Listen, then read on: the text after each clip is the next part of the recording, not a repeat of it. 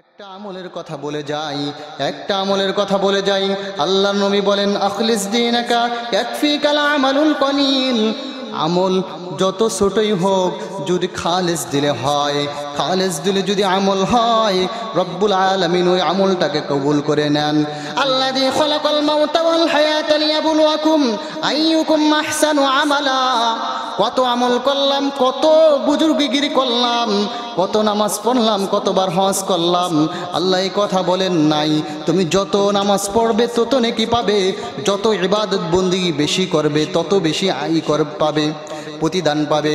আল্লাহ রাব্বুল আলামিন বলেন আইয়ুকুম আহসানু আমালা।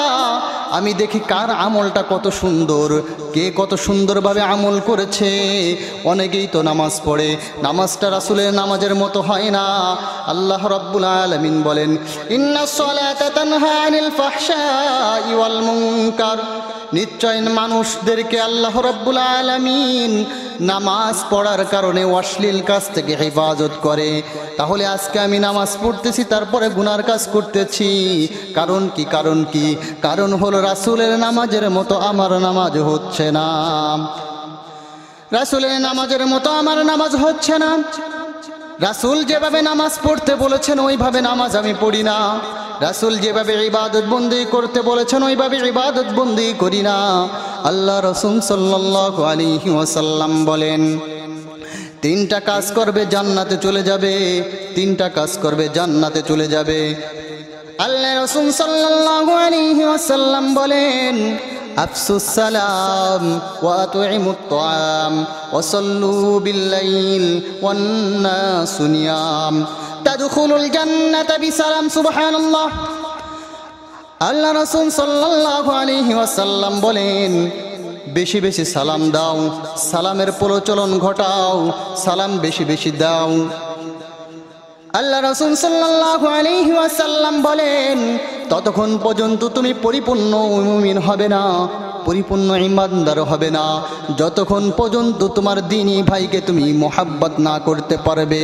সাহাবায়ে ইকরাম জিজ্ঞাসা করলো ইয়া রাসূলুল্লাহ মোহাব্বত কি জন্য তৈরি হবে, কার দ্বারা মোহাব্বত তৈরি হবে, কোন কাজ করলে মোহাব্বত তৈরি হবে?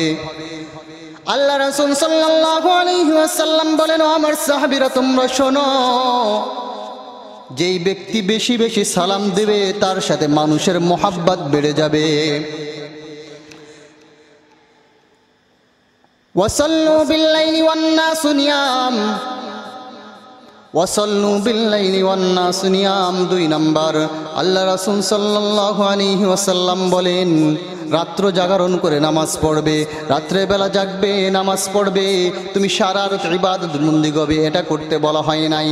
আল্লাহ রাসূল সাল্লাল্লাহু আলাইহি ওয়াসাল্লাম বলেন আমার কোনো উম্মত যদি ইশারের নামাজ পড়ে, ইশারের নামাজ জামাতের সাথে পড়ে ঘুমিয়ে যায়, জাগ্রত হওয়ার পরে ফরজের নামাজ, ফজরের যে নামাজটা আছে ওই নামাজটা যদি জামাতের সাথে আদায় করে আল্লাহ রাব্বুল আলামিন পুরা রাত্রে ইবাদত বন্দেগী করা সব তার আমল নামাই দিয়ে দিবেন। 3 নাম্বার ওয়াতিমুত তাআম। আল্লাহ রাসূল সাল্লাল্লাহু আলাইহি ওয়াসাল্লাম বলেন দারিদ্রদের খানা খাওয়াবে, দারিদ্রদের খানা খাওয়াবে, যারা অনাহারে থাকে, যারা কষ্টে থাকে তাদেরকে খানা খাওয়াবে। মাদ্রাসায় মসজিদে মাদ্রাসায় যে ইতিম ছাত্রগুলো আছে তাদেরকে খানা খাওয়াবে। মানুষ পথে ঘাটে অনাহারে দিন কাটায়, অনেক মানুষ খাবার পায় না, অনেকেই তো কোটি কোটি টাকা নষ্ট করে। আল্লাহ রাব্বুল আলামিন ওদের কাজকে কবুল করে নাই, ওদের কাজ সবার আমল যে কবুল হবে এটা এমন কোনো কথা নাই। আল্লাহ রাব্বুল আলামিন যাকে পছন্দ করেন, যাতে মোহাব্বত করেন, মাইয়ুরিদিল্লাহু বিহি খায়রান ইউফাক্কিহু ফিদ্দীন, তাকে বেশি বেশি দ্বীনের ভালো আমল করার তৌফিক দান করেন। আল্লাহ রাব্বুল আলামিন আমার চেহারা দেখবেন না, আমার জামাটা কত সুন্দর তা দেখবেন না, আল্লাহ রাব্বুল আলামিন দেখবেন তার দিলটা কত সুন্দর, তার দিলটা আমার জন্য কি করে, সে আমার জন্য কি দ্বীনের পথে খরচ করতে পারে কিনা। আল্লাহ রাসূল সাল্লাল্লাহু আলাইহি ওয়াসাল্লাম এই 3টা কথা বলার পর বলতেছেন তাদখুলুল জান্নাতা বিসালাম। সুবহানাল্লাহ। আল্লাহ রাসূল সাল্লাল্লাহু আলাইহি ওয়াসাল্লাম বলেন এই 3টা আমল যেই উম্মত করবে, খালেস দিলে করবে, আইয়ুকুম আহসানু আমালা সুন্দরভাবে করবে, আমি আল্লাহ রাব্বুল আলামিনের কাছে বলি, আমি আল্লাহ রাব্বুল আলামিনের কাছে সুপারিশ করি, কাল কিয়ামতের ময়দানে আমার সাথে ওই বান্দার আল্লাহ রাব্বুল আলামিন হাসর নাসর করাবেন। সুবহানাল্লাহ।